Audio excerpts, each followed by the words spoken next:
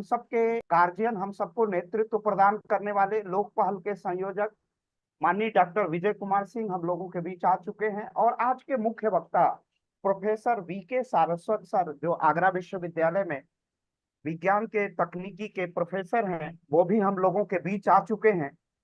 अब हम कार्यक्रम की औपचारिक शुरुआत करते हैं। हम विस्तारक के रूप में कार्य कर रहे राष्ट्रीय स्वयंसेवक संघ के महनीय स्वयंसेवक अ, आशुतोष सिंह तोमर भी हम लोगों के साथ आ चुके हैं। तो ये व्यक्तित्व तो हम लोगों के बीच आ चुके हैं और लोक पहल का एक सामान्य सा परिचय मैं प्रस्तुत कर दूं। उसके बाद हम कार्यक्रम को आगे बढ़ाते हैं और अपने मुख्य वक्ता का व्याख्यान सुनते हैं। लोक पहल राष्ट्रीय स्वयंसेवक संघ के स्वयंसेवकों की एक पहल है, एक सामाजिक हस्तक्षेप है। लोक पहल की शुरुआत वस्तुतः जो हमारे संयोजक डॉक्टर विजय कुमार सिंह, जो प्रयाग विश्वविद्यालय से जुड़े हुए हैं, उन्होंने लोक पहल की आधारशिला रखी थी। और लोग आपकी संघ आयु, राष्ट्रीय स्वयंसेवक संघ के स्वयंसेवक के रूप में आपकी संघ आयु लगभग 40 वर्ष हो चुकी है। और वर्तमान में आप संघ के बड़े आर्थिक प्रकल्प राष्ट्र स्वदेशी जागरण मंच के राष्ट्रीय प्रचार प्रमुख हैं। और आपकी संघ आयु अधिक है और संघ का की जो राष्ट्रीय विचारधारा है उसके आप अगुवा के रूप में काम करते हैं। आपने संघ में भी कई दायित्वों का सफलतापूर्वक निर्वहन किया है, उन दायित्वों को कर रहे हैं। तो इस तरह हमारे लोक पहल की अधिरचना राष्ट्रीय स्वयंसेवक संघ के चतुर्थ सरसंघ चालक पूज्य राजेंद्र सिंह रज्जू भैया की जन्म जयंती पर इस लोक पहल की शुरुआत होती है। और जैसा पार्श्व में आप देख रहे होंगे, लोक पहल के 5 सांस्कृतिक अधिष्ठान हैं, या यूं कहूं कि लोक पहल के हमारे 5 पंच महाभूत हैं। इन्हीं पंच महाभूतों की प्रेरणा से लोक पहल अपने कार्यों को दिशा देता है। उसमें जो पहला नाम आता है वह है राष्ट्रीय स्वयंसेवक संघ के चतुर्थ सरसंघ चालक पूज्य राजेंद्र सिंह रज्जू भैया, उपाख्यान रज्जू भैया के नाम से जाने जाते हैं, जिनकी कर्म स्थली प्रयाग विश्वविद्यालय, इलाहाबाद विश्वविद्यालय प्रयागराज रही है। इसी प्रकार राम मंदिर आंदोलन के प्रणेता, राम मंदिर आंदोलन को की आधार भूमि खड़े करने वाले गोरक्ष पीठ के पीठाधीश्वर पूज्य ब्रह्मलीन महंत दिग्विजय नाथ जी के परम शिष्य पूज्य ब्रह्मलीन महंत अवैधनाथ जी लोक पहल के सांस्कृतिक अधिष्ठान है, हमारी वैचारिक प्रेरणा के स्रोत हैं। और राम मंदिर आंदोलन को सांस्कृतिक रूप से सभ्यता के अतीत से, भारतीय सभ्यता और संस्कृति के अतीत से, उस संबल से जोड़ करके और उसे जनता के कंठ का हार बना देने वाले ऐसे अशोक जी सिंघल लोक पहल के सांस्कृतिक अधिष्ठान हैं। और एक और महनीय व्यक्तित्व जिसका जन्म प्रयागराज में हुआ था, ऐसे महामनीषी जिन्हें हम महामना के नाम से जानते हैं, और जिन्होंने काशी हिंदू विश्वविद्यालय और स्वदेशी की अलख जगाई, ऐसे भारत रत्न महामना पंडित मदन मोहन मालवीय हमारे सांस्कृतिक केंद्र हैं, हमारे वैचारिक ऊर्जा के स्रोत हैं, हमारे प्रेरणा स्रोत हैं। और एकात्म मानववाद के प्रणेता पंडित दीनदयाल उपाध्याय हमारे प्रेरणा पुंज हैं। उन्होंने कहा था कि व्यक्ति जब निकलता है तो उसका एक परिवार होता है, उसके परिवार में उसके माता पिता के स्नेहिल संरक्षण में व्यक्ति का जन्म होता है। और जब परिवार से निकलता है तो उसकी एक जाति होती है, जात से निकलता है तो समाज होता है, और उस समाज के बाद जिस संवास में वह जा करके सबसे बड़े संवास में समाहित हो जाता है वह है राष्ट्र। तो जिस तरह हाथी पांव में आकर के समस्त जानवरों के पांव समाहित हो जाते हैं, उसी प्रकार राष्ट्र में आकर के सभी कुछ समाहित हो जाता है। तो ऐसे हमारे राष्ट्रीय पुंज एकात्म मानववाद के प्रणेता पंडित दीनदयाल उपाध्याय हमारे अभिकेंद्र में है, हमारे प्रेरणा स्रोत हैं। इसी के साथ हम उत्तर प्रदेश के यशस्वी मुख्यमंत्री पूज्य योगी आदित्यनाथ जी की नीतियों का निरंतर प्रचार प्रसार करना, उनकी सामाजिक नीतियों का, उनकी राजनीतिक नीतियों का, उनके प्रशासनिक नीतियों का, प्रशासन में निर्णय निर्माण की कार्य क्षमता का हम लगातार प्रचार प्रसार करते हैं तथा जन समस्याओं को हम सत्ता प्रतिष्ठान की ओर अभिमुख करने का लगातार लगभग 3 वर्षों से निस्वार्थ भाव से हम प्रचार प्रसार कर रहे हैं। आप सबको मालूम है कि इस समय उत्तर प्रदेश में जो जनादेश आया है, उसके बाद हमारे मुख्यमंत्री जी पर एक प्रश्न चिन्ह लगाने का सद प्रयास किया जा रहा है, एक कुप्रयास किया जा रहा है, हम सद प्रयास नहीं कहेंगे। तो ये लोक पहल उसका भी परिष्कार करने का कार्य कर रहा है कि किस प्रकार उत्तर प्रदेश के यशस्वी मुख्यमंत्री ने सांस्कृतिक सामाजिक इस देश की रक्षा की है, हमारे हमारे धरोहर की रक्षा की है, हमारे सांस्कृतिक अधिष्ठान की रक्षा की है, सभ्यता और संस्कृति की रक्षा की है, राष्ट्र को एकता और अखंडता के सूत्र में बांधा है तथा राष्ट्र को एक नवीन चेतना, एक नवीन संकल्प और एक नवीन ऊर्जा प्रदान की है। और उसी कड़ी में लोक पहल लगातार अपनी एक यात्रा चला रहा है और वो यात्रा है विकसित भारत का संकल्प। माननीय भारत के यशस्वी प्रधानमंत्री नरेंद्र दामोदर दास मोदी ने 4 जातियों की संकल्पना की अभिव्यक्ति की है। वो 4 जातियां हैं युवा, गरीब, महिला और किसान। और हम किस तरह भारत को विकसित भारत बनाएंगे, इसका विजन भी 2047 तक उन्होंने दे रखा है, 2047। और इसके लिए भारत में आत्मनिर्भरता किस प्रकार आएगी। भारत में बेतहाशा बेरोजगारी है, बेरोजगारी का दर लगभग 10% है। 8 करोड़, 1 सवा करोड़ के देश में केवल 8 करोड़ ही सरकारी नौकरियां हैं। तो हम सबको सरकारी नौकरी नहीं दे सकते हैं, लेकिन हम किस तरह भारत को आत्मनिर्भर बनाएंगे, उसका सूत्र स्वदेशी स्वावलंबन समृद्धि से निकलता है। और उसी के लिए हम निरंतर संकल्प कर रहे हैं कि किस तरह हम कम से कम 1900 हम 3 ट्रिलियन इकोनॉमी की तरफ बढ़ रहे हैं, 5 ट्रिलियन कर रहे हैं और इसके बाद हम 10 ट्रिलियन इकोनॉमी की तरफ जाएंगे। तो उसमें हमारी विज्ञान और प्रौद्योगिकी की क्या भूमिका होगी, इसी पर सारस्वत वक्तव्य देने के लिए बहुत महनीय प्रोफेसर, राष्ट्रवादी चिंतक और विचारक और विज्ञान के विद्वान महनीय व्यक्तित्व को आज लोक पहल आमंत्रित किया है और वो हमारे परिवार के ही अंग हैं। ऐसे प्रोफेसर वीके सारस्वत सर का पूरा लोक पहल अभिनंदन और स्वागत करता है।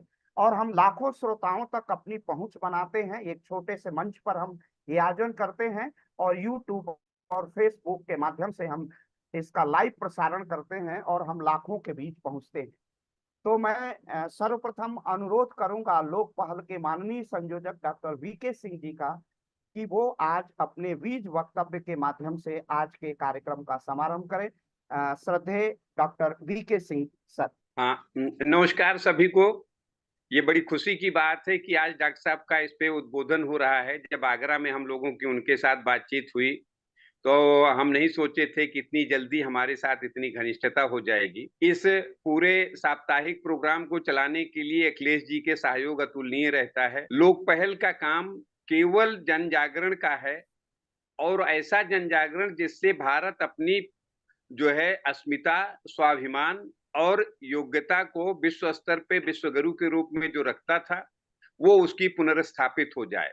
हम लोग इसी उद्देश्य के लिए काम कर रहे हैं और हमारे माननीय प्रधानमंत्री विजन 2047 जो लिया है, वो विजन अगर पूरे भारत के एक एक नागरिक का विजन नहीं बन पाएगा और उस एक एक नागरिक का विजन बनाने में हम असमर्थ रह गए, तो फिर इसकी अपेक्षा करना बेईमानी हो जाएगी।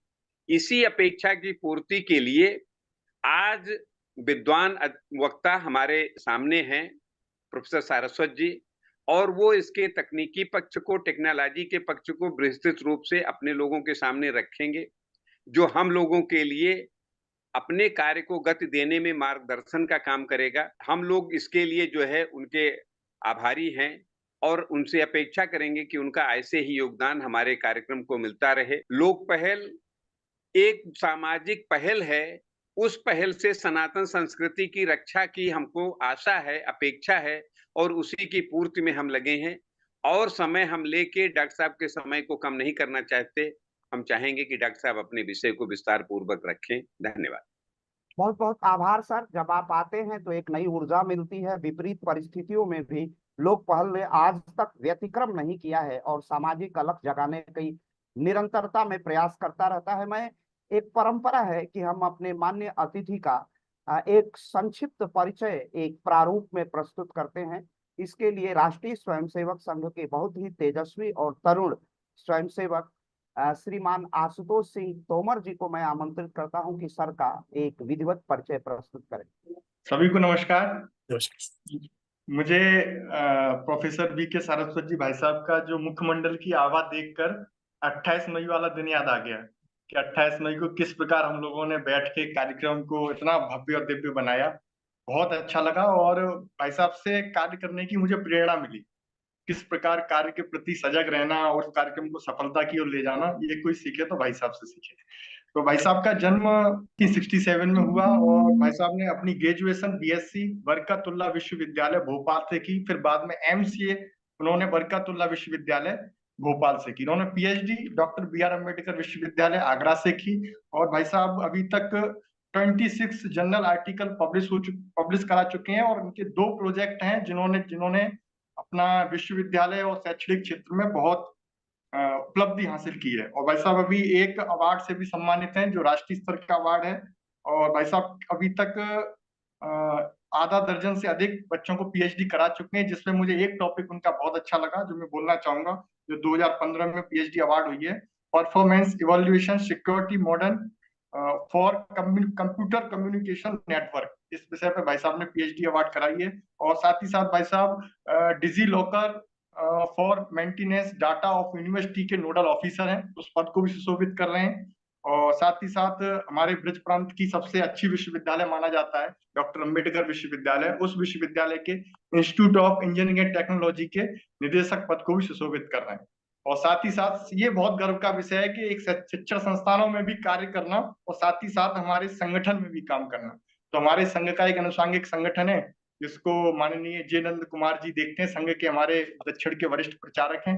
और वो प्रज्ञा प्रभा जो शिक्षा के क्षेत्र में विश्वविद्यालयों में बढ़ चढ़कर काम कर रहा है संगठन, और आज की स्थिति में बहुत प्रबलता के साथ, जैसे हमारा शिक्षण मंडल है, विद्यार्थी परिषद है, वैसी प्रज्ञा प्रभा बहुत जोर शोर से काम कर रहा है। उसके भाई साहब हमारे ब्रज प्रांत के प्रांत संयोजक हैं। तो बहुत अच्छा लग रहा है मुझे, आज बड़ा गर्व हो रहा है कि भाई साहब आज हमारे मध्य हैं और उनका जो मुख्यमंडल की आवाज देखकर नतमस्तक होने का मन कर रहा है मेरा, क्योंकि भाई साहब का जो कार्य करने की पद्धति थी उसने बहुत प्रभावित किया है। मेरी प्रेरणा है भाई साहब। नमस्कार, धन्यवाद। बहुत बहुत आभार आशुतोष जी। सर का आपने इतना परिचय प्रस्तुत किया। मैं तो प्रोफेसर के रूप में जानता है, लेकिन इतना विविध आयाम है, इतना उसके इतने डायमेंशन है, इतने विविध पक्ष हैं, उसको आपने उद्घाटित किया और हमारे श्रोता इससे लाभान्वित होंगे। अब बिना कुछ देर किए मैं प्रोफेसर VK सारस्वत सर के सारस्वत वक्तव्य के लिए मैं बहुत समादर के साथ आमंत्रित करता हूं कि सर अपना पाठ्य प्रस्तुत करें। नमस्कार आप सभी को। सबसे पहले तो बहुत बहुत धन्यवाद डॉक्टर अखिलेश त्रिपाठी जी का, जिन्होंने मुझे इतने प्यार से बुलाया, और आशुतोष जी का बहुत बहुत धन्यवाद। पहली मुलाकात थी, इनके साथ काम किया, बड़ा अच्छा लगा, बहुत ही एनर्जेटिक हैं इनसे मिलकर। और सर का तो विशेष स्नेह मेरे पर रहा। थोड़ी सी मुलाकातें बहुत लंबी नहीं है, लेकिन सर ने मुझे इस लायक समझा कि मेरा एक व्याख्यान रखा। मैं सर का हमेशा आभारी हूँ और सर का जैसा निर्देशन रहेगा आगे भी मैं इसी तरह काम करता रहूंगा। आज का जो विषय है, हालांकि ये विषय तो बहुत ही वास्ट विषय है, इस पे कोई मेरा तो बहुत अल्प ज्ञान है और मैं बहुत अच्छा वक्ता भी नहीं हूँ, तो मैं इसकी कोई गारंटी नहीं दे सकता कि मैं इस सारे विषय को प्रॉपर रख भी पाऊंगा, लेकिन मैं प्रयास करूंगा कि इसमें अपनी बात को मैं रखूं। ये विषय इतना है कि इस पे जितना भी ब्रेनस्टॉर्मिंग सेशन हो, जितने सेमिनार हो, जितनी चर्चाएं हो, उतना ही प्रधानमंत्री जिस लक्ष्य पे जाना चाहते हैं उसको अचीव करने में हम लोग सफल होंगे। इस पे बहुत चर्चा की जरूरत है।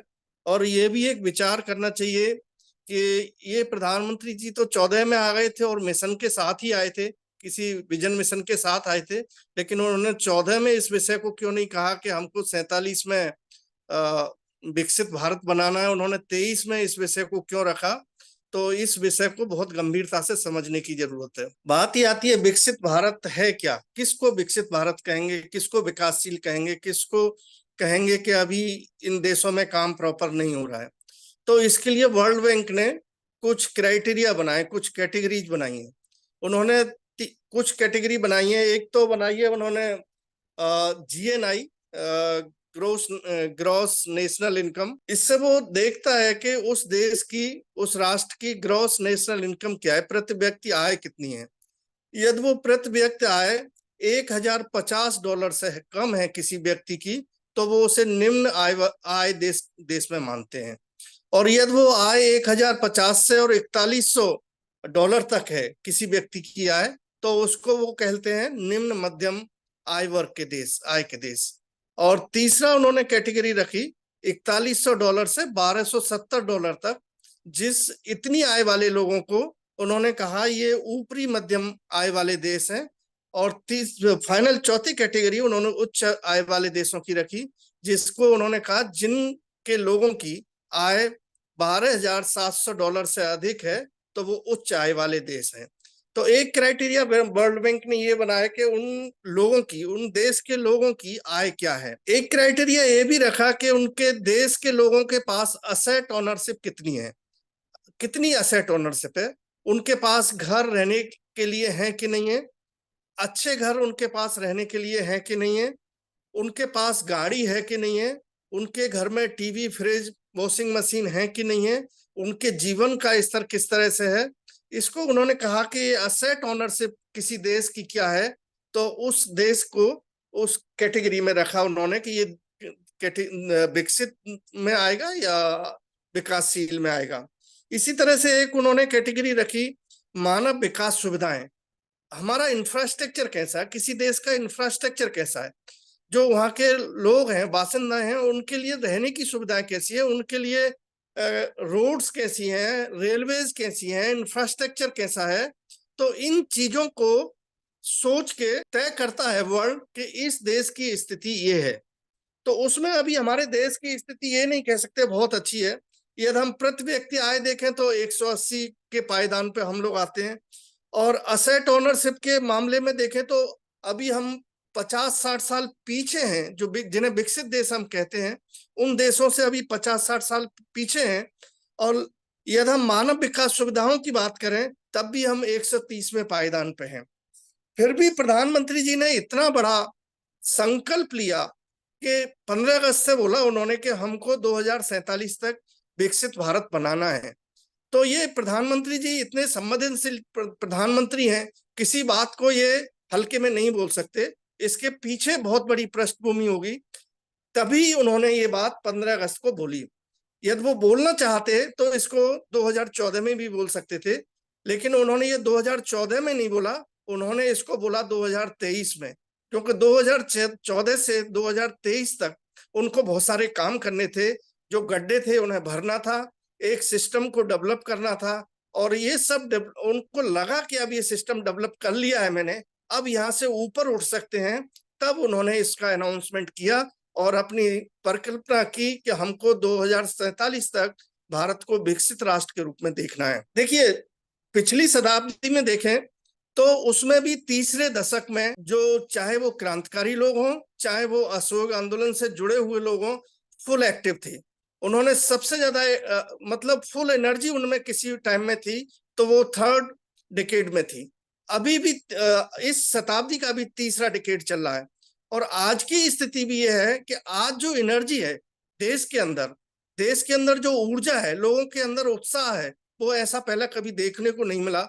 और प्रधानमंत्री जी इस बात को अच्छी तरह समझते हैं, वो जनता के मूड को समझते हैं। तो उन्होंने तब अनाउंसमेंट किया कि 2047 तक अब हम परिकल्पना कर सकते हैं कि हम विकसित भारत की तरफ मूव कर सकते हैं। मैं कुछ चीजों पे प्रकाश डालूंगा कि उन्होंने क्या क्या इन 9 साल के अंदर हुआ था, तब उन्होंने ये अनाउंसमेंट किया। भारत एक ऐसा देश है जिसने पिछले दिनों में सर्विस सेक्टर पर ज्यादा ध्यान दिया और मैन्युफैक्चरिंग सेक्टर को थोड़ा सा ओवरलुक किया। और उसका परिणाम ये हुआ, सर्विस सेक्टर से जो हमारा काम था उसका फायदा दूसरे देशों को ज्यादा मिला कंपैरेटिवली हमको। हमने दूसरे देशों के लिए काम किया, दूसरे देश आगे बढ़े। यदि आप गूगल ले लें, फेसबुक ले लें, कोई भी बड़ी कंपनी ले लें, कितनी बड़ी कंपनी ले लें, चाहे वो नासा ही ले लें, कहीं भी ले लें, वहां भारतीय लोग ही काम कर रहे हैं और भारतीय लोग ही लीडिंग में हैं, और उनका फायदा हमको कम मिलके दूसरे लोगों को ज्यादा मिला। तो सबसे पहले प्रधानमंत्री जी ने ऐसी स्कीम बनाई, उन्होंने सबसे पहले पॉलिसी रिफॉर्म किया और एक फेवरेबल एनवायरनमेंट डेवलप किया। पॉलिसी रिफॉर्म में उन्होंने क्या किया, उन्होंने ऑटोमेशन की तरफ प्रयास किया, रोबोटिक्स की तरफ प्रयास किया, एडवांस मैन्युफैक्चरिंग टेक्नोलॉजी लेके आए, जिससे कि चीजें ऐसी क्वालिटी की बने जो क्वालिटी हम बाहर दे सकें। पॉलिसीज में ऐसा कुछ परिवर्तन लाए जिससे एफडीआई ज्यादा से ज्यादा देश में आ सके, और उस एफडीआई से भारत में बिजनेस पैदा हो, प्रोडक्ट भारत में बने और भारत से आगे बाहर जाएं। आप देख ही रहे हैं इन 9 साल में इसरो ने कितना बड़ा काम किया है। जो सैटेलाइट हम दूसरे देशों पर आश्रित होते थे, आज दूसरे देश अपनी सैटेलाइट लॉन्च कराने के लिए भारत के पास आते हैं।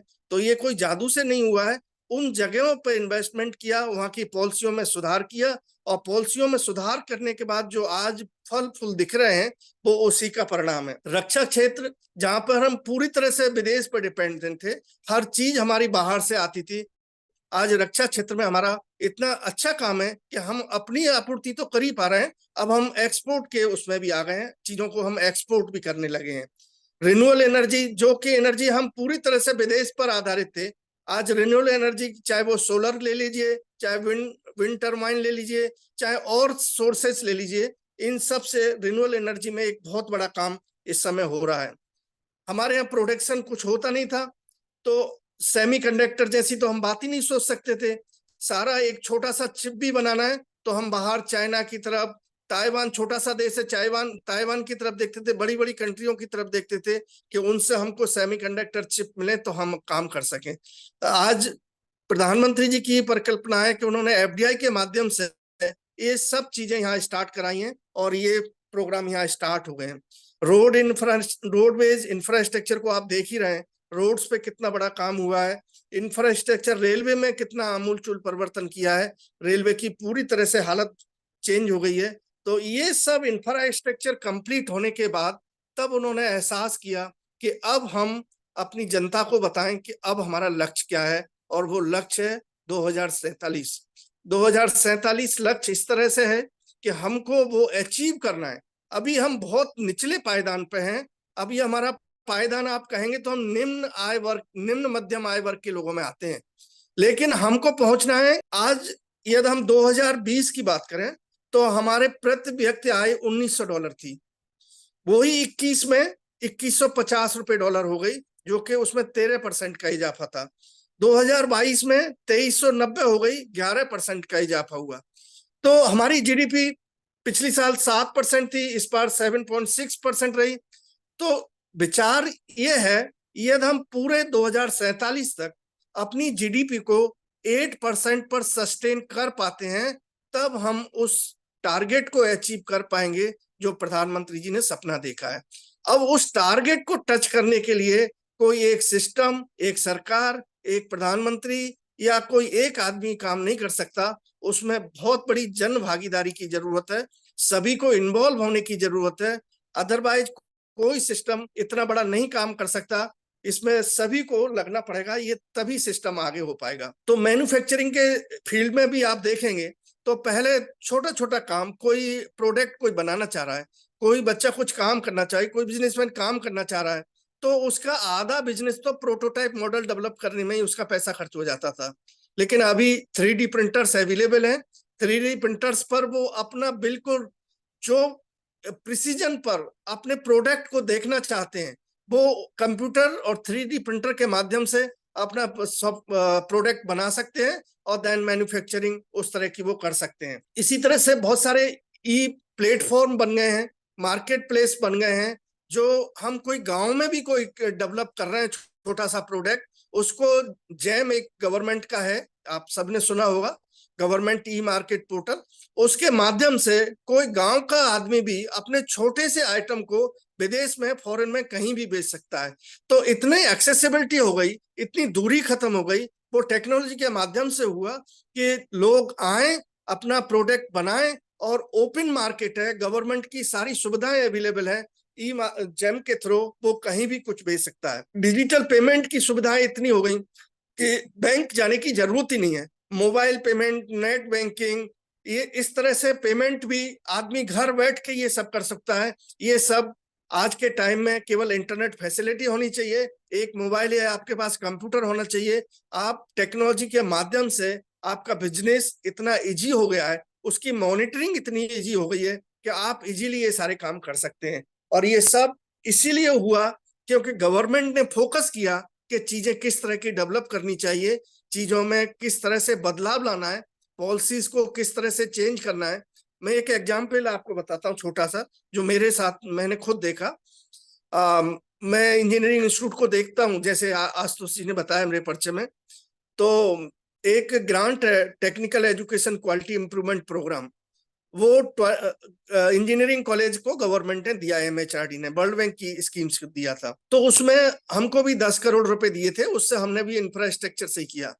लेकिन आप ये बताना चाह रहा हूँ वित्त विभाग काम किस तरह से कर रहा है।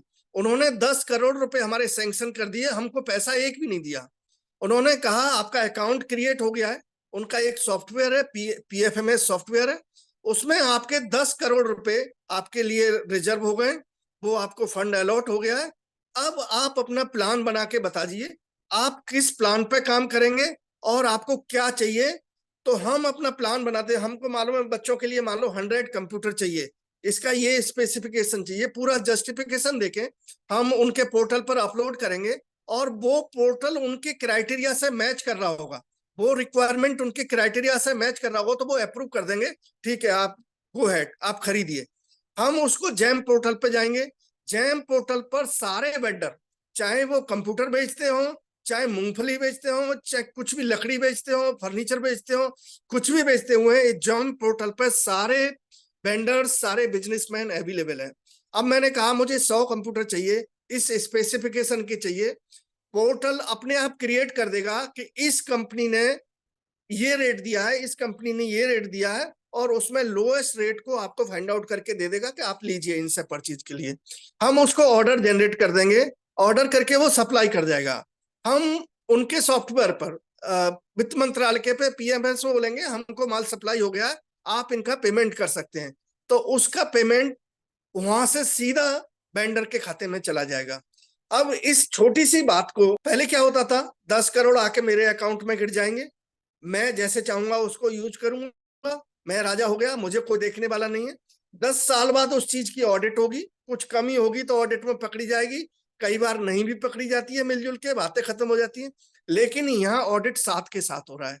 जब इतनी ट्रांसपेरेंट स्कीम्स आती हैं तो भ्रष्टाचार की गुंजाइश बहुत कम रह जाती है, करप्शन का लेवल बहुत नीचे आ जाता है, फिर लोगों का काम करने का मन करता है, फिर बिजनेसमैन का पैसा भी टाइम से मिलता है उसको, तो वो भी कम रेटों में देने के लिए तैयार होता है। तो ये इस सोच के साथ गवर्नमेंट काम कर रही है। ऐसे एक एग्जाम्पल नहीं है, इनके हजारों इस तरह के एग्जाम्पल हैं। एग्रीकल्चर फील्ड में इन्होंने अलग तरह से काम किया, IoT डेवलप की। IoT क्या होता है, इंटरनेट ऑफ थिंग्स। इन्होंने इलेक्ट्रॉनिक्स आइटम को, नेट को और सेंसर्स को मिला के कुछ छोटे छोटे इक्विपमेंट बनाते हैं, उससे वो IoT से ये सकते हैं किस फसल को कब पानी की जरूरत है, कब पेस्टिसाइड्स की जरूरत है, कितना इसको खाद चाहिए, किस तरह का चाहिए, वो सारा आपके मॉनिटर पर आता रहेगा, और उस तरह से आप खेती इजीली, ड्रोन से आप इजीली मॉनिटर कर सकते हैं अपनी खेती को। तो ये खेती के मामले में भी बहुत आमूलचूल परिवर्तन हुआ। वो तो लागू नहीं हुआ जो किसानों का बिल था, यदि वो चेंज हो जाता तो आप देखते किसानों में इस टेक्नोलॉजी के माध्यम से कितना बड़ा चेंज हुआ है। दूसरा, इन्होंने सबसे बड़ा काम किया, इन्होंने कहा कि भाई हमको मैन्युफैक्चरिंग स्टार्ट करना है और लोगों को बिजनेस देना है। क्योंकि जब हम कहते हैं नौकरियों की बात, यदि नौकरी हम करते हैं, जॉब्स हम करते हैं, गवर्नमेंट में करें चाहे किसी में भी करें, जॉब्स जब करते हैं तो वो 1:1 इम्पैक्ट होता है। मैं जॉब कर रहा हूं तो मैं कर रहा हूं, लेकिन जब कोई इंडस्ट्री जॉब क्रिएट करती है तो उसका इम्पैक्ट 2.8% होता है, क्योंकि वो इंडस्ट्री में काम नहीं हो रहा है, इंडस्ट्री से अगली चेन पे काम होगा, अगली से अगली चेन पे काम होगा, अगली से अगली चेन पे काम होगा, उसकी कई चेन्स होती हैं। तो जब उसको बोलते हैं डेरिवेटिव एम्प्लॉयमेंट। तो जब इंडस्ट्री कोई एम्प्लॉयमेंट क्रिएट करती है तो उसका इम्पैक्ट 2.8% होता है। तो उन्होंने कहा इतनी बड़ी जनता को हम जॉब तो नहीं दे सकते, इनके लिए कुछ ना कुछ अलग तरीका निकालना पड़ेगा। तो उन्होंने स्टार्टअप्स की स्कीम निकाली। अब आप कहेंगे स्टार्टअप्स क्या होते हैं? स्टार्टअप और बिजनेस में एक अंतर है, बेसिक अंतर है। बिजनेस क्या है? बिजनेस, मान लो मेरे पास 100 करोड़ रुपए हैं और मैंने कोई सोचा कि ये मेरा बिजनेस प्लान है और मैं 100 करोड़ रुपए इन्वेस्ट करता हूं और मेरी इतनी इनकम इतने सालों में हो जाएगी और मैं अपने पैसे को बढ़ाऊंगा। तो मेरे पे पैसा था 100 करोड़, मैं अपने पैसे को बढ़ा रहा हूं, मैंने अपना बिजनेस स्टार्ट कर दिया। लेकिन स्टार्टअप इस कैटेगरी में नहीं आता है। स्टार्टअप को उन्होंने ऐसे रखा कि आप कोई स्टार्टअप करना चाहते हैं तो आपके पास कोई एक न्यू आइडिया होना चाहिए, वो आइडिया सबसे डिफरेंट होना चाहिए। तो उन्होंने कहा हम स्टार्टअप को उस बिजनेस को स्टार्टअप मानेंगे या तो वो आइडिया आपका बहुत सारे जॉब्स क्रिएट कर दे और बहुत सारे लोगों के लिए, जनसाधारण के लिए काम करे, तब हम उसको स्टार्टअप मानेंगे। या वो आपके आइडिया से बहुत सारा रेवेन्यू क्रिएट कर दे, गवर्नमेंट के लिए इकोनॉमी जनरेट कर दे। या तो वो इकोनॉमी जनरेट करे या फिर बहुत सारा मास जॉब्स क्रिएट करे, लोगों के लिए काम करे। आपका आइडिया जॉब्स क्रिएट करता है या इकोनॉमी क्रिएट करता है, उसको स्टार्टअप मानेंगे। और स्टार्टअप में मिनिमम कॉस्ट इन्वेस्ट होनी चाहिए। ऐसा कोई आइडिया नहीं कि आपके पास 100 करोड़ रुपए है तो वो स्टार्टअप की कैटेगरी में नहीं आएगा, वो बिजनेस की कैटेगरी में जाएगा। आप बिजनेस करिए। स्टार्टअप की कैटेगरी में पैसे का बहुत बड़ा रोल नहीं है। तो पैसा कम, टेक्नोलॉजी का यूज, आइडिया ऐसा कि या तो जॉब्स बहुत सारी क्रिएट हो जाए या फिर इकोनॉमी बहुत सारी क्रिएट हो जाए, वेल्थ क्रिएट हो जाए, तो उनको स्टार्टअप करा। तो अब बच्चे बहुत सारे हैं जिनके पास नए नए आइडिया हैं, वो काम करना चाहते हैं लेकिन उनके पास फैसिलिटी नहीं है। तो गवर्नमेंट ने क्या किया, इनक्यूबेशन सेंटर्स खोले। उन्होंने यूनिवर्सिटी से कहा, प्राइवेट यूनिवर्सिटी से कहा, उन्हें पैसे दिए, उन्होंने कहा इनक्यूबेशन सेंटर खोलिए। अब लोग कहेंगे इनक्यूबेशन सेंटर क्या है? इनक्यूबेशन सेंटर जस्ट ऐसा ही है कि जैसे मुर्गी अपने बच्चे को, अंडे को, वो जब तक सहती है जब तक वो बच्चा नहीं बन जाए, इसी तरह के इनक्यूबेशन सेंटर उन्होंने, गवर्नमेंट ने खोले, गवर्नमेंट ने अपने खर्चे पे खोले, जिससे स्टार्टअप, जिन बच्चों के पास आइडिया है लेकिन जिनके पास बैठने के लिए जगह नहीं है, जो लीगल एड्स नहीं ले सकते, जो फाइनेंस के बारे में समझ नहीं रखते, जो मार्केट को कैसे ग्रोथ दी जाए उसकी समझ नहीं रखते, उनके लिए गवर्नमेंट ने इनक्यूबेशन सेंटर्स खोले और उनसे बोला कि आपका खर्चा हम उठाएंगे और आप जो छात्र हैं, जो स्टूडेंट्स हैं, जो यूथ है, जिसके पास नया आइडिया है, उसको आप ग्रो करिए, उसको बिजनेस करना सिखाइए, उसको बिजनेस प्लान बनाना सिखाइए, उसको गवर्नमेंट की स्कीम बताइए, उसको सीए से मिलवाइए कि अपने बिजनेस को कैसे वो चलाएगा, वो अपनी कंपनी को कैसे रजिस्टर करेगा, उसको लीगल एड दीजिए। ये सारा काम गवर्नमेंट ने इन इंक्यूबेशन सेंटर्स को दिया, जो कि यूपी में 63 चल रहा है। उनमें से एक इंक्यूबेशन सेंटर मैं भी चला रहा हूँ अपने यहाँ, डॉक्टर भीमराव अम्बेडकर यूनिवर्सिटी आगरा में। तो इंक्यूबेशन सेंटर्स डेवलप किए। वहां छात्रों से बोला गया, युवाओं से बोला गया कि आप इस पोर्टल पर जाइए DPIIT पे और अपने आइडिया के साथ रजिस्टर करिए और हमारे इंक्यूबेशन सेंटर जो आपके नजदीक है, जिस पर भी आप जाना चाहते हैं, उसको ऑप्ट करिए, वो आपको सारी फैसिलिटी देंगे, वो आपको जगह देंगे, बिजली देंगे, पानी देंगे, टेलीफोन का बिल फ्री करेंगे, सब फैसिलिटी देंगे और उनको हम पैसा देंगे और आप अपने बिजनेस को वहां से ग्रो करिए।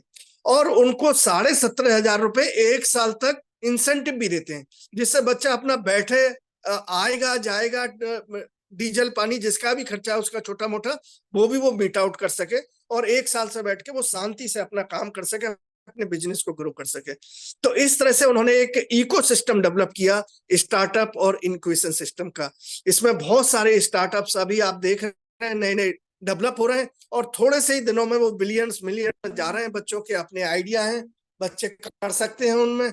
तो ये एक माहौल दिया और इसमें भी कह सकते हैं आप ये भी एक तरह से डिजिटल क्रांति है। तो इस तरह से मैन्युफैक्चरिंग यूनिट और मार्केट को इन्होंने इम्प्रूव किया, जो ये पिछले 14 से 23 में किया और 23 में अनाउंस किया कि हमको विकसित भारत बनाना है।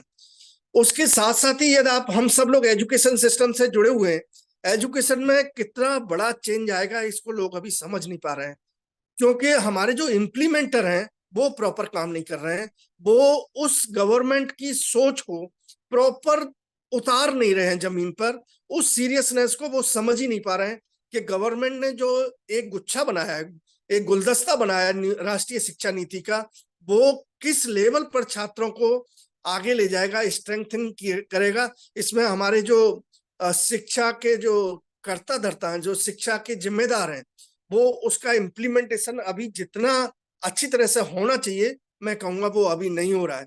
आप देखिए, उन्होंने अभी तक क्या हो रहा था, छात्र पढ़ता था और उस पढ़ के नौकरी के लिए चला था। उन्होंने कहा ये कुछ नहीं है। उन्होंने कहा कि एक तो उनमें राष्ट्रीयता आनी चाहिए, अपने राष्ट्र के प्रति उनका लगाव होना चाहिए। तो उन्होंने शुरू से ही अपने एजुकेशन सिस्टम से में ऐसे प्रोग्राम डाले, ऐसे सब्जेक्ट्स डाले जिससे स्व की भावना पैदा हो, अपने राष्ट्र के प्रति उनको प्यार हो, अभिमान हो और अपने उसको स्वयं पे गर्व कर सकें, ऐसा इनकलकेट किया है, जिससे उसमें ह्यूमन वैल्यू सिस्टम डेवलप हो, अपने स्वास्थ्य के बारे में जाने, अपने देश के बारे में जाने, अपने रूल्स रेगुलेशन के बारे में जाने। ये छोटे छोटे कोर्स बच्चे को शुरू से ही पढ़ा के एक नागरिक, एक जिम्मेदार नागरिक बनाने का प्रयास किया गया। फिर उन्होंने कहा केवल शिक्षा की जरूरत नहीं है, शिक्षित तो हो ही जाएगा, शिक्षित तो होना ही है उसको। उन्होंने आउटकम बेस्ड एजुकेशन बनाई। उन्होंने कहा तुमने ये पढ़ाया, उसके किस यूज आया। तो उनका जो अब कैलकुलेशन होगा, अब वो मार्क्स पे नहीं होगा कि उसके 90 में से 100 आ गए, 30 आ गए। अब आउटकम बेस्ड उसने इस चैप्टर को पढ़ा तो उससे क्या क्रिएटिविटी आई, क्या एप्लीकेशन डेवलप की, क्या उसने काम किया। तो ये उन्होंने इस तरह से एजुकेशन सिस्टम का ढांचा तैयार किया जिससे उसका आउटकम निकल सके, उसने पढ़ा क्या। दूसरा, हर आदमी को जरूरी नहीं कि एमए कर ले, बीए कर ले, आगे तक पढ़ता ही जाए, पीएचडी कर ले, जॉब ना हो, जरूरत क्या है इतनी पढ़ाई की। उन्होंने शुरू से ही वोकेशनल कोर्सेज को इंट्रोड्यूस किया कि छात्र का जहां से भी इंटरेस्ट मूव कर जाए पढ़ाई से, वहां से वो मूव करके अपने वोकेशनल एजुकेशन में चला जाए, अपने बिजनेस डाल ले, छोटा मोटा काम डाल ले और अपने घर का पालन पोषण करे। और इसके साथ साथ भी यदि वो आगे पढ़ाई करना चाहता है तो आगे पढ़ाई भी multi entry multi exit system develop किया कि वो कभी भी छोड़ जाए, कभी आके शुरू कर दे, वो पढ़ाई को अपनी जारी कर सकता है। और साथ के साथ उसे को जरूरी नहीं कि 30 साल तक पढ़ता ही रहे और उसके लायक वो फिर कहीं जॉब के लायक बचता नहीं है तो फिर बेरोजगार बैठा है, कोई काम कर सकता नहीं, खेत में कर सकता नहीं, मजदूरी कर नहीं सकता, तो उसे कहीं भी मूव करके वो अपना प्रॉपर बिजनेस, छोटा मोटा बिजनेस स्टार्ट करके वोकेशनल कोर्सेज के थ्रू अपना रास्ता बना सके। और बहुत सारी गवर्नमेंट की स्कीम्स हैं जिनके थ्रू वो लोन लेके, एड से लेके, गवर्नमेंट की स्कीम्स में जाके अपने आप को डेवलप कर सकता है। उन्होंने production incentive, linked incentive schemes लाई। उन्होंने कहा यदि आप डेयरी का काम शुरू करते हैं तो आपको इतना इंसेंटिव मिलेगा, यदि आप फूड प्रोसेसिंग का काम करते हैं तो इतना इंसेंटिव मिलेगा, यदि आप खेती बाड़ी खाद बीज का काम करते हैं इतना इंसेंटिव मिलेगा।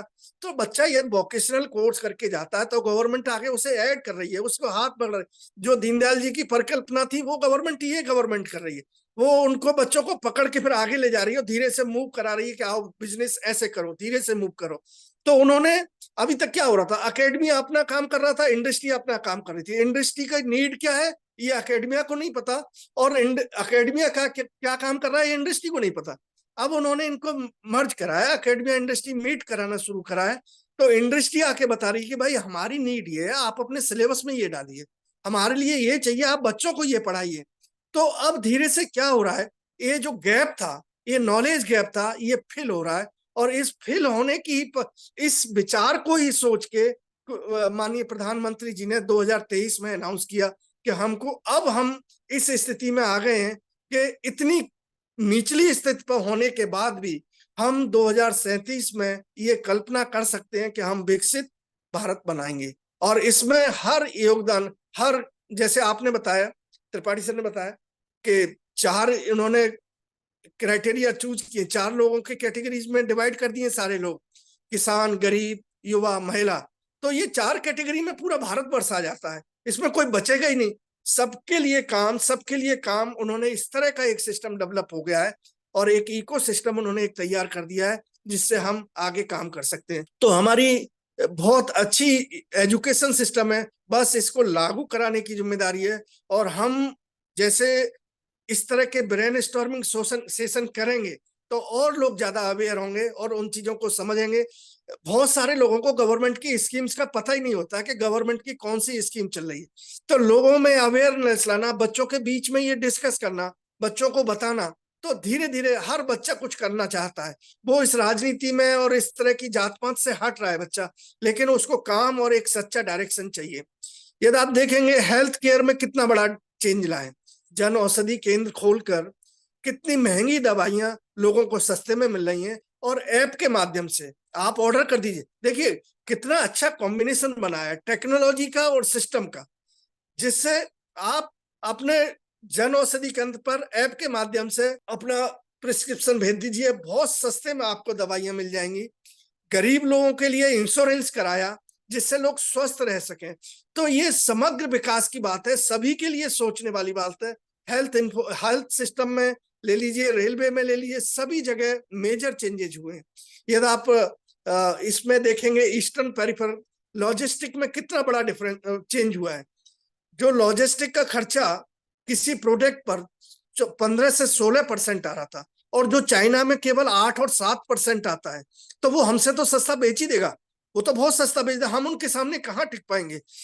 तो लॉजिस्टिक पे इतना बड़ा चेंज किया है, इतना बड़े दुनिया भर के पोर्ट डेवलप किए हैं, लॉजिस्टिक सिस्टम बन गया। Railway eastern peripheral specific for goods, eastern peripheral, western peripheral, road की कनेक्टिविटी इतनी जिससे लॉजिस्टिक की कॉस्ट कम हो पाए। ये जो ऑनलाइन सिस्टम है इससे भी कॉस्ट बहुत कम हो रही है।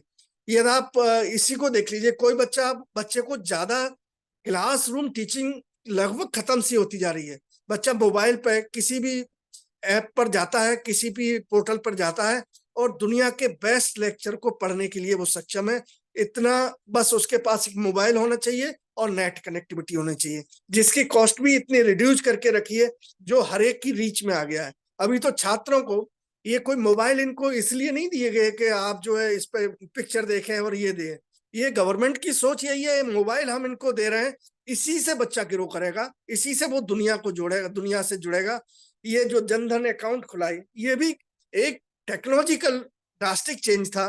धीरे धीरे प्रधानमंत्री अपनी सोच के साथ, वो 2014 से ही इसी सोच के साथ थे, लेकिन उन्होंने अनाउंसमेंट इस बात का किया 2023 में, लेकिन उनका विचार पहले से ही था। वो ये 2014 में इस बात को बोलते तो कोई सच मानने के लिए तैयार ही नहीं होता, लेकिन 23 में हम जैसे लोग, आप लोग जैसे कम से समझ रहे हैं कि आज देश किस स्थिति में है और देश की ग्रोथ किस तरह हो रही है। जिस तरह से हमारी जीडीपी की ग्रोथ हो रही है, हम 7.6 ला रहे हैं, तो 8 भी ला पाएंगे, थोड़ी और मेहनत करेंगे तो 8 पर भी पहुंचेंगे।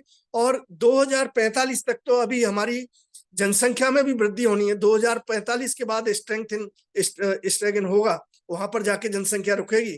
तो अभी सबसे युवा देश है हमारा और इस देश में इतनी गुंजाइश, लेबर की कॉस्ट हमारे यहाँ कम, लेबर हमारे पास नॉलेज सिस्टम अवेलेबल, तो जितना चीज प्रोडक्शन हम सस्ता बना सकते हैं, दुनिया का कोई देश इतना सस्ता नहीं बना सकता है।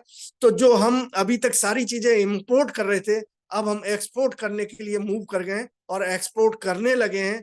इसी से देश को हम विकसित भारत की तरफ मूव करेंगे। स्मार्ट सिटीज, आप सिटीज देखिए, स्मार्ट सिटीज डेवलप की जा रही हैं। आज हर गली में सुबह सुबह कूड़ा उठाने वाला आता है और वो हर नगर निगम से जुड़ा हुआ है, गाड़ी जा रही है या नहीं जा रही है। ये सब टेक्नोलॉजिकल चेंज है। ह्यूमन इंटरेक्शन होता तो इतने बड़े चेंजेस हो ही नहीं सकते थे। ये सब टेक्नोलॉजी से चेंज। आज कोई गाड़ी आपके शहर में एंट्री कर रही है तो उनके सर्वर पे अवेलेबल है, ये गाड़ी यहाँ से एंटर की। कितने अपराध इस टेक्नोलॉजी ने रोक दिए। ये स्मार्ट सिटीज में सीसीटीवी कैमराज के थ्रू आज जितने भी अपराध ओपन हो रहे हैं, जितने भी अपराधों की हिस्ट्री खुल रही है, वो सारी की सारी ये कैमराओं के माध्यम से खुल रही है और ये टेक्नोलॉजी के माध्यम से खुल रही है। न्याय प्रणाली भी यदि आप देखेंगे तो न्याय प्रणाली अंग्रेजों के टाइम में, भाई अंग्रेज तो केवल 1 लाख के करीब इंडिया में रहे होंगे मैक्सिमम, बाकी तो हम ही लोग थे। तो उन्होंने देश का सिस्टम ऐसा बनाया था जिससे उनका सिस्टम बना रहे, और उस न्याय प्रणाली को हम आज तक ढोते आ रहे थे। अभी उस न्याय प्रणाली में भी मेजर चेंज किया है। अब वो व्यक्ति ओरिएंटेड, ह्यूमन ओरिएंटेड न्याय प्रणाली डेवलप हुई, जुडिशियल सिस्टम डेवलप किया है, जिससे लोगों को आराम मिलेगा, और जितने केसेस पेंडिंग है इनको सुलझाने में बहुत आराम मिलेगा। तो ये जो चेंजेस आ रहे हैं, इस चेंजेस में बहुत बड़ा रोल है टेक्नोलॉजी का और विल पावर का। और इन टेक्नोलॉजीज को लागू, जब प्रधानमंत्री ने कहा था कि मैं ऑनलाइन सिस्टम लागू कर रहा हूं और हमारा रेहड़ी वाला भी पैसा लेगा उससे ऐप से, तो लोग मजाक बना रहे थे, बोले रेहड़ी वाला कहाँ से ले लेगा। आज तो लोग सब्जी बेच रहे हैं, फल बेच रहे हैं, वो अपना QR कोड लगा के बैठे हुए हैं और अपना पैसा उसमें ले रहे हैं।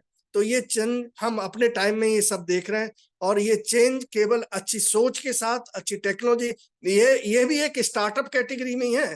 प्रधानमंत्री का जो विजन है, कम पैसे पर बड़ा काम, तो ये एक स्टार्टअप कैटेगरी का ही काम है, और ये देश को आगे ले जाने में पूरी तरह से सक्षम है, और देश को जोड़ के आगे से आगे काम को बढ़ाएगा। मेरे को तो हमेशा ऐसी उम्मीद रहती है। फिर इन्होंने एक और बहुत अच्छा काम कर रहे हैं, इन्होंने इम्पैक्ट ऑन स्ट्रेटेजिक सेक्टर्स को फाइंड आउट किया। इन्होंने कहा कि देखिए भाई, ये सब चलता है, हमको ऐसे सेक्टर्स फाइंड आउट करने हैं जिन सेक्टर्स पे हमारी इंडिया में काम नहीं होता है। उन्होंने कहा कि सेमीकंडक्टर है, ये सेमीकंडक्टर ना हो तो आज के टाइम में चिप ना हो तो ना टीवी चलेगा आपका, ना वॉशिंग मशीन चलेगा, और ना ये कोई स्मार्ट सिटी चल पाएंगे, ना कुछ चल पाएगा, और ये हम डिपेंडेंसी हमारी दूसरे देशों पर ही रहेगा। तो पहली बार ऐसा हो रहा है, FDI के माध्यम से वो सेमीकंडक्टर्स बाहर के लोग इंडिया में आके बनाएंगे, और हम अपने मेक इन इंडिया, इन्होंने जो स्लोगन दिए, शुरू में लोग समझते थे क्या स्लोगन है, make in India, digital India, लोग समझते थे ये क्या है, कुछ नहीं। लेकिन आज उनका दिखने लगा है, प्रतिफल दिखने लगा है कि मेक इन इंडिया का मतलब क्या था, डिजिटल इंडिया का मतलब क्या था, छोटी छोटी चीजों का मतलब क्या है, और वो अब चीजें जमीन पर आ रही हैं, धरातल पर आ रही हैं। तो ये चीजें अब धीरे धीरे आगे बढ़ेंगी। क्लाइमेट पर बहुत सारा काम किया है, क्लाइमेट पर काम हो रहा है कि कैसे क्लाइमेट को मेंटेन किया जाए, और इसकी लीड कर रहा है गवर्नमेंट, हमारी विश्व में लीड कर रही है। प्रधानमंत्री जी की जो पहचान है विश्व में, वो हर छोटी छोटी चीज को कितनी संजीदगी से वो लेते हैं, इस रूप में है उनकी पहचान है। पहले क्या होता था, सारे डिपार्टमेंट्स अपना अपना काम कर रहे हैं, किसी को कुछ नहीं पता है कि इसके डिपार्टमेंट में क्या चल रहा है, इनके में क्या चल रहा है। अब डेटा एनालिटिक और बिग डेटा के माध्यम से सारे डेटा को मर्ज करके, और वो डिसीजन पावर लेने में बहुत इजी कर दिया है कि किस तरह के डिसीजन लिए जाएं जिससे कम कॉस्ट पर अच्छा काम, इफेक्टिव, ऑप्टिमाइज रिजल्ट दे सके। ये सब टेक्नोलॉजी के माध्यम से ही हो रहा है। ऐसी बहुत सारी चीजें हैं। सोशल मीडिया का भी बहुत बड़ा रोल है, हालांकि नेगेटिव ही है, लेकिन इसे पॉजिटिव लेके चलेंगे तो इसका भी बहुत बड़ा रूप है।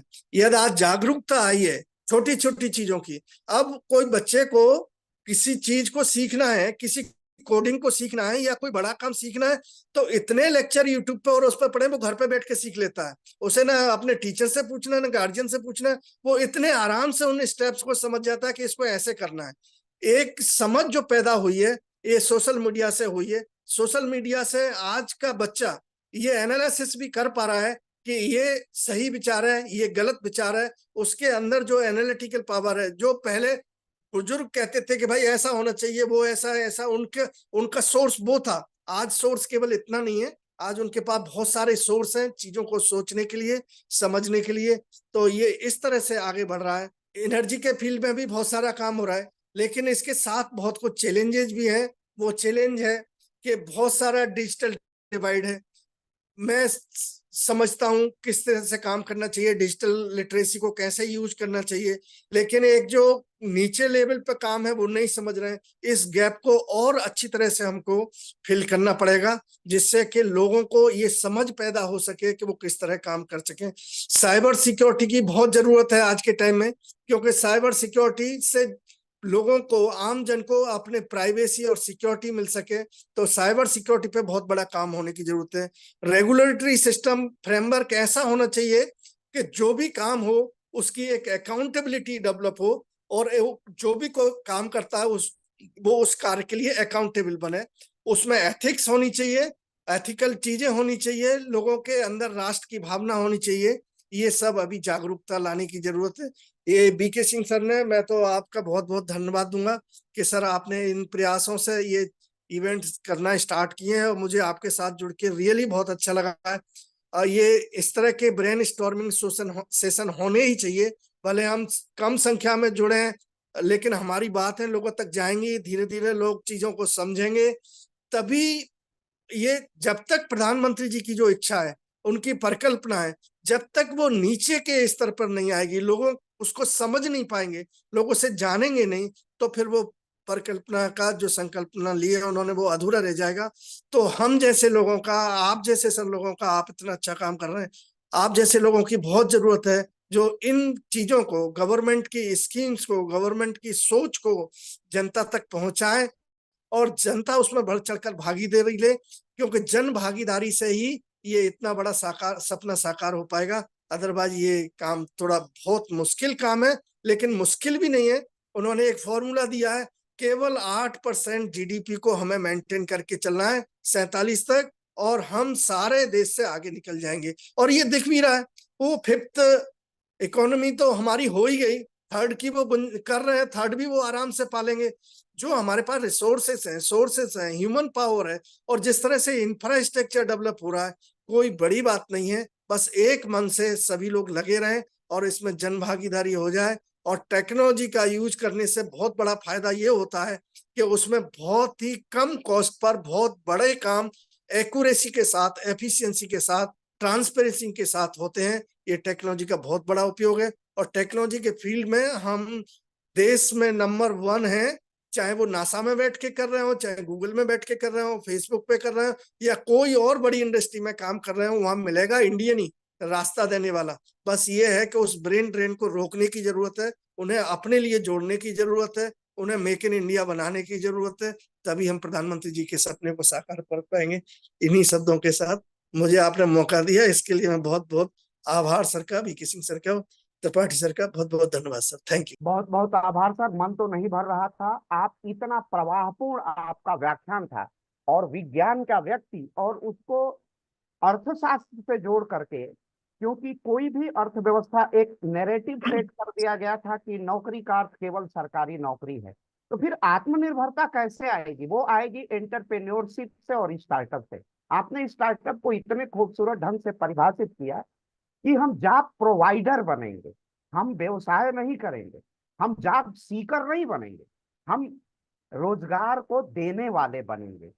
तो ये अद्भुत बातें हैं, और आत्मनिर्भरता उसी से आएगी जब देश निर्यात करेगा और आयात कम करेगा, तभी उसका व्यापार से पॉजिटिव होता है, धनात्मक होता है, और हमारी समृद्धि आती है। और उसमें विज्ञान का अभूतपूर्व योगदान है। जैसे आपने कृषि में बताया, कितना पेस्टिसाइड लगेगा, कितना NPK का कितना संतुलन होगा खेतों में, हमारी pH वैल्यू कैसे बढ़ेगी, हम किस में करेंगे तो हमारी जैविक विविधता भी बनी रहेगी, उत्पादकता भी बनी रहेगी। तो इन सारे आयामों पर एक साथ आपने स्पर्श किया। हम हर चीज निर्यात पर निर्भर थे और आयात पर निर्भर थे, आज हम निर्यातक हो गए हैं। अभी भी हम सोलर क्षेत्र में सबसे ज्यादा चीन पर निर्भर करते हैं, सोलर पैनल पर। ये आत्मनिर्भरता के तरफ हम बढ़ेंगे जब देश अपने पुरुषार्थ के बल पर खड़ा होगा, अपनी स्वदेशी तकनीकी होगी। और अभी आपने कहा कि हमारे प्रतिभा का पलायन न हो, गूगल से लेके फेसबुक तक सभी भारतीय मेधा है। उस भारतीय मेधा का प्रयोग कैसे हो, संभवतः प्रधानमंत्री जी ने ये 2023 में ये बातें इसीलिए कही थी कि अब भारत के पास विकल्प बचा है आत्मनिर्भरता का, तो वो स्वदेशी के सन्मार्ग से बचा है। हम, वो परमाणु बम भी हमारा होगा, वो प्रक्षेपास्त्र भी, नागास्त्र भी हमारा होगा, वो सब कुछ हमारा होगा, तभी आत्मनिर्भरता आएगी। पंडित दीनदयाल उपाध्याय ने कहा था, हर खेत को पानी, हर हाथ को काम। तो जब हर गांव गांव उद्यमिता, इंटरप्रेन्योरशिप होगी, स्टार्टअप होगा, तभी समृद्धि आएगी। आपने उसके विविध पक्षों पर बहुत ही सघनता से, चूंकि हम लोग विज्ञान के विद्यार्थी नहीं, मैं तो राजनीति पढ़ाता हूँ, लेकिन जिस तरह का इतना मन नहीं भर रहा था, अभी तो मैं ईश्वर से कामना कर रहा था कि सर आपका आख्यान अभी चलता रहे और मैं चुपचाप सुनता रहूं। और हमारा ये छोटा जरूर होता है, हम जूम पर करते हैं, लेकिन हम पहुंच बनाते हैं लाख से ऊपर पर, 2 लाख से ऊपर तक। तो सर जी इसके लिए निश्चित रहिए वो 2 लाख लोग लाभान्वित होंगे। तो ये सबसे बड़ी है कि हम उस चेतना को जागृत करें। अब मैं औपचारिक रूप से धन्यवाद ज्ञापन के लिए डॉक्टर क्षमा त्रिपाठी जी, जो दिल्ली विश्वविद्यालय के सत्यवती कॉलेज में असिस्टेंट प्रोफेसर हैं और अनवरत कई वर्षों से पढ़ा रही हैं और राष्ट्रवादी विचारधारा की है, राष्ट्र सेविका समिति से जुड़ी हुई है। डॉक्टर क्षमा जी से मैं निवेदन करूंगा कि सर के अभिभाषण की मीमांसा भी करें और औपचारिक धन्यवाद ज्ञापन भी करें। ये हमारे अतिथि के प्रति हमारी कृतज्ञता ज्ञापित करने की एक मंगल कामना है, पद्धति है। डॉक्टर क्षमा जी। धन्यवाद सर, आपने इतने बड़े विद्वान के लिए मीमांसा करने का मुझे मौका दिया। डॉक्टर वीके सारस्वत जी का जो वक्तव्य है सुनकर तो मन ही नहीं भर रहा था। इतना अद्भुत, इतना अपूर्व और इतना तर्कपूर्ण उन्होंने जो वक्तव्य दिया है। अब उस जो अपनी भाषा के माध्यम से उन्होंने, वह अपने आप में बहुत महत्वपूर्ण है। इतने सरल शब्दों में कि मतलब सुनने का मन ही नहीं भर रहा था। उन्होंने जो मतलब शब्दों को आप बिल्कुल भी बिखरने नहीं देते।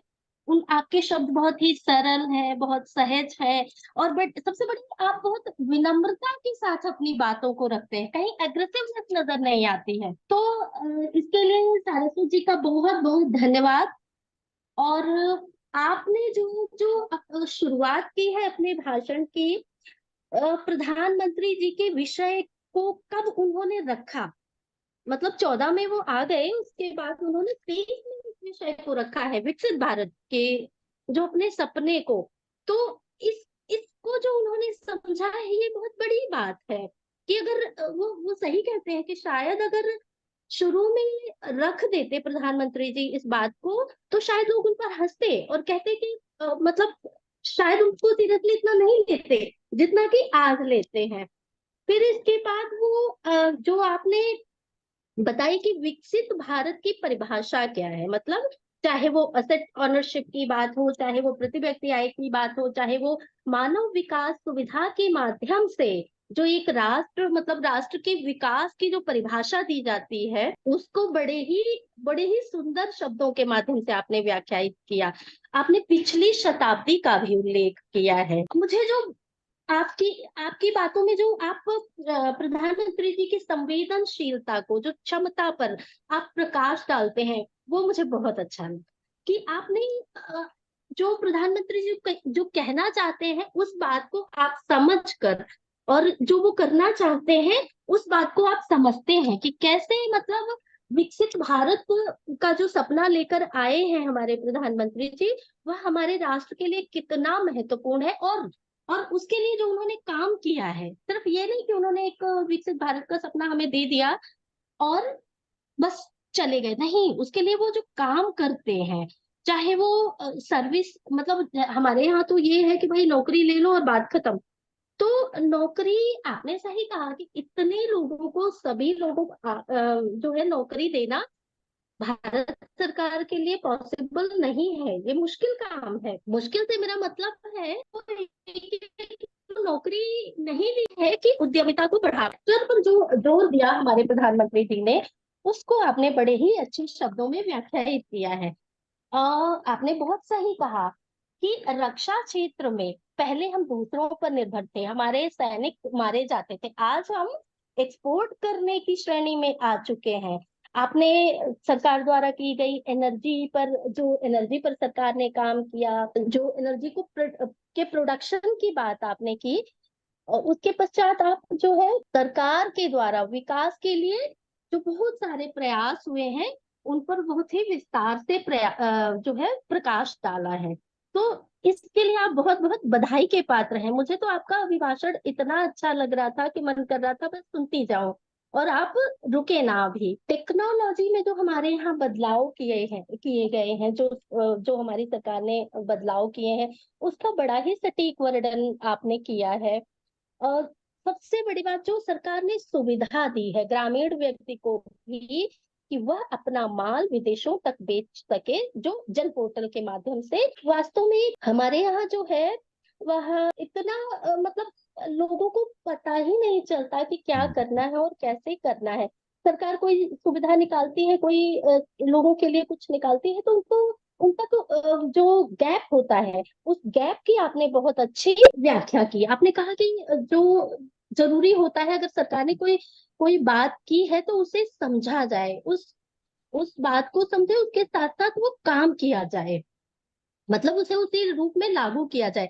जैसे आपने जो है एग्रीकल्चर की बात की, कि एग्रीकल्चर में विकास करके कैसे जो है काम हो एग्रीकल्चर में, यानी विकास किया गया है। जो प्रोडक्शन हुआ है, जो AI वगैरह के माध्यम से, कि कब खेती को पानी चाहिए, कब उनको खाद चाहिए, कब क्या चाहिए, तो इसके माध्यम से जो हमारे यहाँ खाद्यान्नों की कमी है उसको पूरा किया जाए, इस पर बड़ा अच्छा आपने प्रकाश डाला है। आप बिजनेस और स्टार्टअप की बात करते हैं, और सरकार द्वारा दिए गए आइडियाज की बात करते हैं, आप सरकार द्वारा इंक्यूबेशन सिस्टम की बात करते हैं, और जो इकोसिस्टम डेवलप करने की बात करते हैं, डिजिटल क्रांति की आपने बात की। उसके बाद शिक्षा व्यवस्था में जो आपने बदलाव की बात की, वह बहुत महत्वपूर्ण है।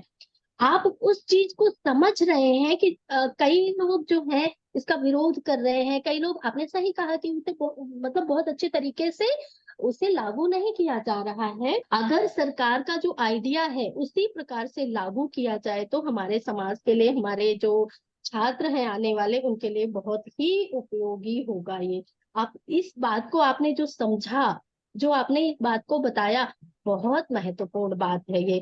जिम्मेदारी नागरिक बनाने की बात हो या आउटकम बेस्ड शिक्षा की बात हो, आप इन सब की बात करते हैं। साथ में वोकेशनल कोर्सेज की बात करते हैं, आप इंडस्ट्री बेस्ड शिक्षा और एकेडमी को, कि मतलब एकेडमी कैसे उसको समझेगी, इंडस्ट्री को क्या जरूरत है, इस इस जो गैप को फिल करने की आप बात करते हैं। एजुकेशन सिस्टम की बात करते हैं, हेल्थ केयर पर आपने जो प्रकाश डाला है, मतलब आपने सरकार द्वारा किए गए सभी प्रयासों का बड़े ही सटीक और विस्तार से वर्णन किया है। इस इतने बहुमूल्य जो आपने वक्तव्य दिया, उस बहुमूल्य वक्तव्य के लिए आपको एक बहुत बहुत बधाई। उसके साथ साथ आपको बहुत बहुत धन्यवाद कि हम लोगों को, मतलब आपके आपके इस वक्तव्य से हमें बड़ा ही ज्ञानार्जन मिला। मुझे तो बड़ा अच्छा लगा कि भाई ऐसे विद्वानों को सुनकर मन प्रफुल्लित हो गया। आपने technology, make in India, digital India को उदाहरणों के माध्यम से क्लियर किया, कि लोग सुनते हैं कि तो जुमला है make in India, digital India, लेकिन आपने उसको उदाहरण के माध्यम से प्रस्तुत किया कि कैसे ये खाली एक जुमला नहीं है, ये एक विचार है हमारे सरकार का। इसे ठीक से अगर समझे, यानी जो उसे खाली जुमला समझता है, इसका मतलब वो उस बात को पूरी तरह से समझ नहीं रहा है। मेरे जो विचार है मैं उसमें कहूंगी। तो इन सब चीजों को जो आपने बताया है वह बहुत ही सारगर्भित है, बहुत महत्वपूर्ण है, बहुत बहुत ज्ञानवर्धक है। आपको इसके लिए बहुत बहुत बधाई और आपको बहुत बहुत धन्यवाद। और जी अखिलेश जी का बहुत बहुत धन्यवाद। अखिलेश जी, हम सबको ऐसा प्लेटफॉर्म जिसके माध्यम से हम अपने विचारों को रख सकते हैं, और हम तो लाभान्वित होते ही हैं, के साथ साथ जो सुनते हैं लोग, इतने बड़े बड़े विद्वानों को लेकर आते हैं आप, तो सुनने वाले जो लोग हैं उनको भी बड़ा लाभ मिलता है इन वक्तव्यों से। तो अखिलेश जी, आपको बहुत बहुत बधाई। आशुतोष सिंह तोमर जी, आपका धन्यवाद, आप आए। इसके साथ मानसी जी का बहुत बहुत धन्यवाद, वो सारा टेक्निकल टीम संभालती है। उसके साथ साथ सुनने वाले सभी सभी का, जिन्होंने जो भी ये सुन रहा है, उन सब का बहुत बहुत धन्यवाद। धन्यवाद अखिलेश जी। बहुत बहुत धन्यवाद इस सुंदर धन्यवाद ज्ञापन के लिए। हमें सुन रहे अमन गुप्ता, अशोक कुमार जी, आशुतोष मिश्रा जो रिसर्च स्कॉलर है मेरे, आशुतोष प्रताप सिंह, आशु गुरु जी जो बड़ा नाम है संघ में, और भृगु कुमार दास जी जो हमें असम से सुन रहे हैं, वरिष्ठ प्रचारक हैं, प्रतीक शर्मा जी और सनी कुमार जो मेरे ही रिसर्च स्कॉलर हैं, और इसी के साथ सर आपको सुप्रीम कोर्ट के वरिष्ठ अधिवक्ता और संघ के बड़े विचारक प्रकाश गौतम जी सुन रहे थे। आपको हिंदू जागरण मंच के शिवमूर्ति जी जो राष्ट्रीय प्रचारक हैं वो सुन रहे हैं और लगातार देख रहे हैं, वॉचिंग कर रहे हैं फेसबुक पर। हमारे साथ डॉक्टर ममता कुमारी जी हैं जो असिस्टेंट प्रोफेसर हैं दिल्ली विश्वविद्यालय में, आशुतोष सिंह तोमर जी, क्षमा त्रिपाठी जी, और सब हमारे समस्त श्रोताओं का बहुत बहुत अभिनंदन। और बहुत बहुत अभिनंदन सर, विज्ञान से समाज विज्ञान कैसे जुड़ता है और समाज विज्ञान को देश की अर्थव्यवस्था और प्रगति में विज्ञान किस तरह सहयोगी है। आपका जो कार्य कारण संबंधों पर आधारित जिसे हम विज्ञान कहते हैं, काज और एक्शन पर, इतनी अद्भुत व्याख्या और इतनी व्यक्तित्व की इतनी सरलता और सहजता। प्रोफेसर होना बड़ी चीज नहीं है, लेकिन मानव का सहज हो जाना उसे महामानव बनाता है, और सब वो सादृश्यता आप में दिखती है सर। आपका पूरे लोकपहल परिवार की तरफ से बहुत बहुत अभिनंदन, बहुत बहुत स्वागत सर। आपने हम सबको समय दिया बहुत अल्प समय में। मैंने डॉक्टर विजय सिंह सर से बात की, कुछ मेरी पारिवारिक व्यक्तिगत परिस्थितियां थी, और इस पर सभी बड़े हम आपको रिकॉर्डिंग भेज देंगे। आपकी रिकॉर्डिंग तो मैं तुरंत भेज चुका हूँ, यूट्यूब पर भी आएगी। आज नहीं, फेसबुक पर लाइव हो रहा था और यूट्यूब पर आएगा, तो सर हम 2.5 से 3 लाख 4 लाख तक पहुंच जाते हैं। तो सर आपका बहुत बहुत अभिनंदन, बहुत बहुत स्वागत। आप सर बहुत बहुत आपका अभिनंदन।